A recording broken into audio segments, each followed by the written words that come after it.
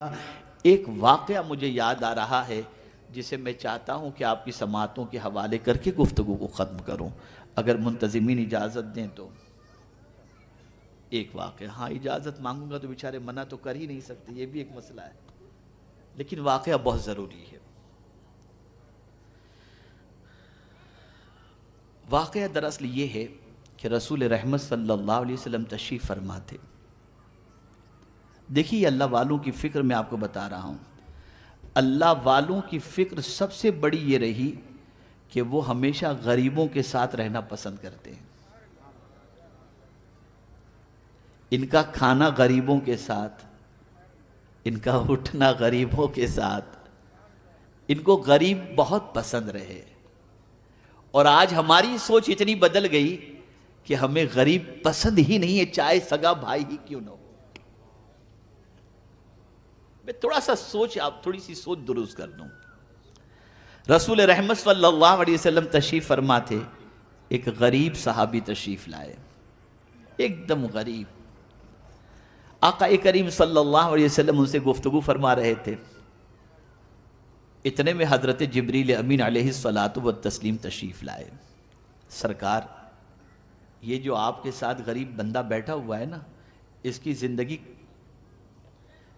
زندگی کل دوپہر تک کی ہے، کل دوپہر کو یہ اس دنیا سے کچھ کر جائے گا، دوپہر تک اس کی زندگی ہے۔ اب رسول رحمت صلی اللہ علیہ وسلم نے جبریل امین کی بات سنی تو فوراً سرکار صلی اللہ علیہ وسلم نے چاہا کہ اب اس کی عمر کل دوپہر تک کی ہے تو چلو کیوں نہ اسے پوچھ لیا جائے، اس کے کوئی ارمان ہو تو پورے کر دیے جائیں۔ سرکار نے فرمایا، میرے صحابی، میرے غلام، کوئی تیری تمنا ہو تو بتا، کوئی حسرت ہو تو بتا۔ اسے یہ نہیں کہا سرکار نے کہ کل دوپہر تک تیری زندگی ہے، لیکن حضور نے فرمایا تیرے کوئی ارمان ہو تو بتا۔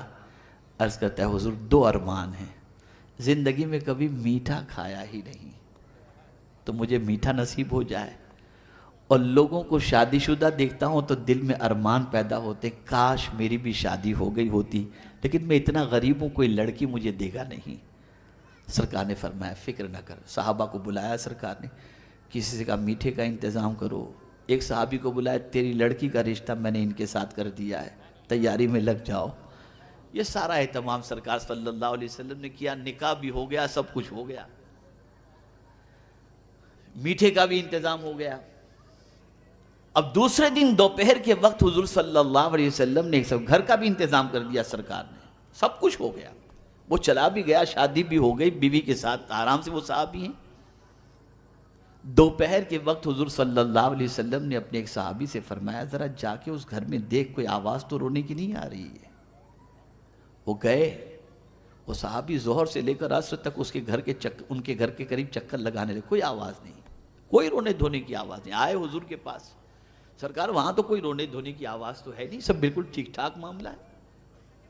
تو سرکار نے رب کی بارگاہ میں عرض کیا، میرے مولا، جبریل نے لوح محفوظ پر دیکھ کر کے یہ بات کہی تھی کہ اس کی زندگی کل دوپہر تک کی ہے، لیکن وہ تو ابھی تک جی رہے ہیں، موت ٹلی کیسے؟ موت ٹلی کیسے؟ تو سرکار صلی اللہ علیہ وسلم سے رب نے فرمایا، میرے محبوب، تقدیر میں تو میں نے لکھ ہی دیا تھا کل دوپہر تک، لیکن جب اس کے سامنے میٹھا آیا، اسی وقت میں نے ایک سائل کو دروازے پر بھیجا کہ جا کر کے میرے نام پر اس سے مانگ۔